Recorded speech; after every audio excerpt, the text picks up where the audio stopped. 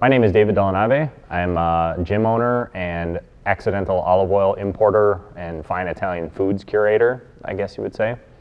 And we're here at Moto Collective in Minneapolis talking about the motorcycle project documentary we just did in Italy.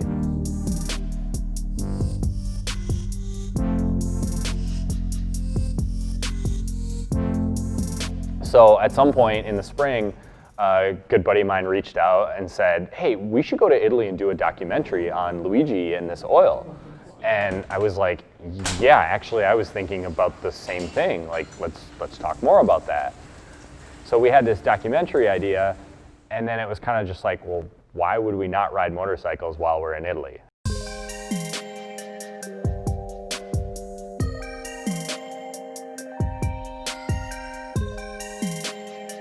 So as far as the trip itself goes, I'd say on one hand, it went exactly as we planned. You know, we rode motorcycles across the country, stopping at all these really cool places along the way.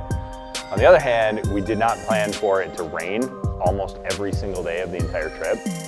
It was colder than I expected it to be, which in hindsight was obvious. I didn't think about the fact that it was like mid-November in Italy, which is not like the warmest place on earth. It was still an incredible time. I mean, the motorcycles served exactly the purpose that I wanted them to serve, which is it got us off the beaten path.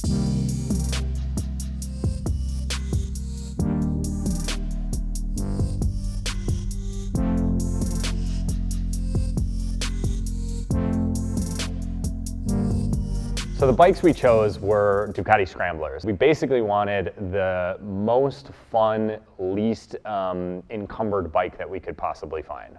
We didn't want to ride sport bikes because, you know, we had some gear and stuff. We didn't want like full cruisers, not that Ducati makes a cruiser anyway, but the Scrambler was just like that perfect mix. The bikes ended up being incredible. I absolutely loved riding it. It was super fun. I always felt safe on it. It rained every single day. We were on the freeway on rain. We were in the mountains in rain, and I never once felt unstable or unsteady on it. So they worked out really well.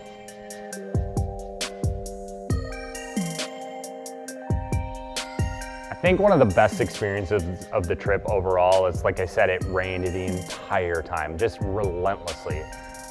But the flip side of that is when the sun came out, it was like this epic experience.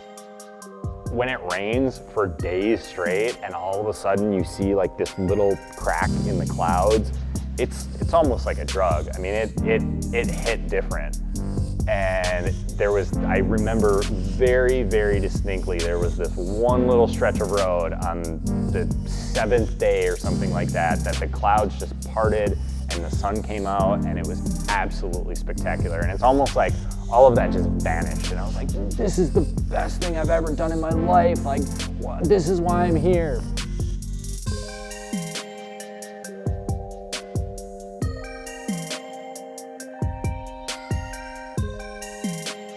The whole thing from the beginning, the whole documentary was really about supporting these producers and really investing so that they can continue to do their craft.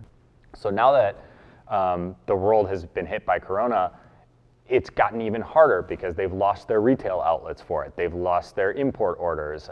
Some of them literally can't even produce anymore because their employees can't come in. I think the most important thing that I wish that people would take away from this is if you want to support these people, first of all, go to Italy when you can. Like, they're gonna want the tourism. Italians love tourism. They absolutely love it. The country thrives on it. But second, buy their products. You know, that's going to be the biggest way, especially through like online and mail order. Directly supporting them with buying their products is the best possible way that you can support them. It literally puts cash in their pockets. All these things I do to get my hands dirty, I do it because I think that there's something actually really special in the act of doing that can't be transmitted or described in any other way. There's an author named James Scott that called it Midas, It's a knowledge that can't be transferred. You have to actually do it. You have to do it with your hands. We talked about it briefly in the documentary as well. It's the same thing with working on something mechanical, like working on a motorcycle. You can explain to someone the physical process of turning a wrench, but if you watch them do it the first time, they do it poorly. And it sounds ridiculous, but they do. They don't know how to physically turn a wrench. And if you watch a practiced mechanic do something with a wrench, you can tell that they have that knowledge in their hands. You see the same thing in a chef. There's a certain way that they hold the whisk that you just know they have experience.